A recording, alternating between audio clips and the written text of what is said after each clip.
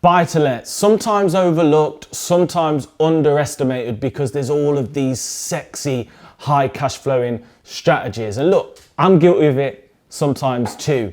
But the fact is, this is the foundation of all property investments, and it's a great place to start. You know, a 2 up, 2 down, solid terraced house that's going to bring you in income every single month. If you're brand new to the channel, you know what to do. Subscribe, like, comment. I will answer personally and would love to know what you want me to cover on this channel. And if you're brand new to me, I'm Simon, property investor. Believe it or not, I wasn't in property just 3 years ago, and I've completely transformed my life. I've got 2 7-figure property businesses, and I started this YouTube because I wanted to give back and share and document. So into today's video, buy to let, what is it and how does it work? In essence, it's a simple strategy. Instead of buying a house to live in, you buy a house for investment purposes only, and you let the property out to a family or a single person, whatever, and they pay you rent every single month, okay? And that is just the foundation. My mum and dad, they've actually got a buy to let, and they've had the same tenants for over a decade.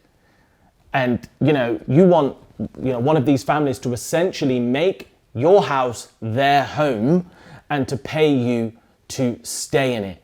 And then what happens is not only do you get the monthly cash flow, but also over time you would like to think this property will increase in value and you will get equity.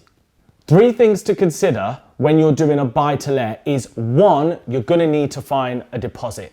And generally speaking, the banks are going to want 25% of the value of the property.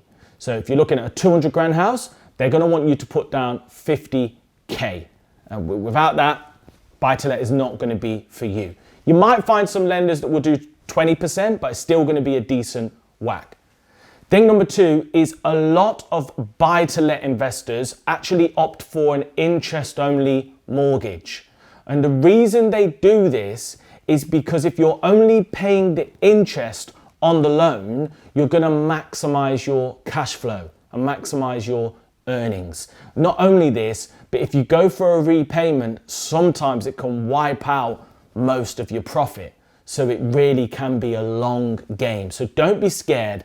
Interest only, get the cash flow going, and you will still benefit from the long-term increase in value, because the value will increase and your loan, it won't go down, but it will stay the same. Number 3, which is really interesting, is unlike residential properties, buy to lets aren't about how much you earn, okay? It's not like when you're buying a house and you need to earn X amount to buy it. It's on how much the property can earn. And the banks will look at it in terms of stress testing the rental income based on the mortgage payments, all right? So don't worry about how much you're earning. You'll need to be earning 25K, ideally 20K. There'll probably be some lenders that will loan to you if it's a bit less, but beyond that, it's irrelevant. It's all about choosing the right deals. Now, what you can do with buy to let to make it a little bit more sexy is you can actually fuse it with BRRRRs. And all that means is when you buy it, you do a refurb to add value. And then that will allow you to refinance and recycle your cash so you can go again and again and again. If you want to know more about refinancing, then check out my refinancing video. I'll put the link in the bio. Possibly my favorite thing about buy to lets is it's supposed to be light work. It's supposed to be hands off. So once you've got this property, feel free to hand it over to an agent, get them to manage it for you so that you don't have to.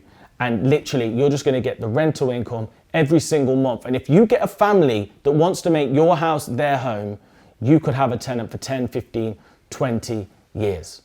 The fact of the matter is, not everybody wants to buy a house, or not everybody's in a position to buy a house. So if you can get the right buy to lets and add them to your portfolio, it can be a great strategy. Hope that's useful. See you in the next video.